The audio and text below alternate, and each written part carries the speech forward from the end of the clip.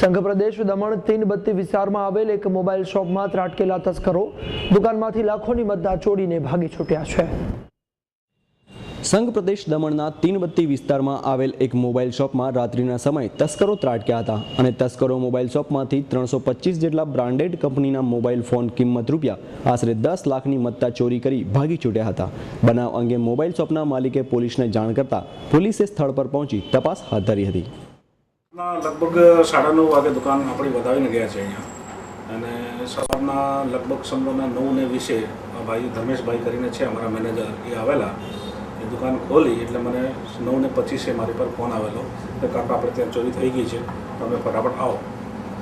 પછી મેં આવેલો અહીંયા ફટાફટ અને પોલીસ સ્ટેશનમાં બી અમે લોકો ગયેલા ત્યાં પોલીસવાળા ફોટો પાડીને ગયા છે એ તમે કીધો છે મુદ્દામાલ કેટલો તમારે ચોરી થયો છે એ ડિટેલ તો બધું આવો મારી પાસે પછી હું તમને આગળની કાર્યવાહી કરીશ। કેટલો માલ ગયો છે? મારો આશરે લગભગ 9 થી 10 પેટીનો માલ ગયો છે, 10 લાખનો માલ ગયો છે અને અમારો કોઈ જાણ ભેદું છે એમાં અને એ પાછો શટર બંધ કરીને બી પાછો ગયો છે અને લોક પણ બંધ કરીને ગયો છે પાછો। એટલે સવારે તમે ત્યારે લોક બંધ જ હતો? સવારે આવ્યો ત્યારે લોક બંધ હતો।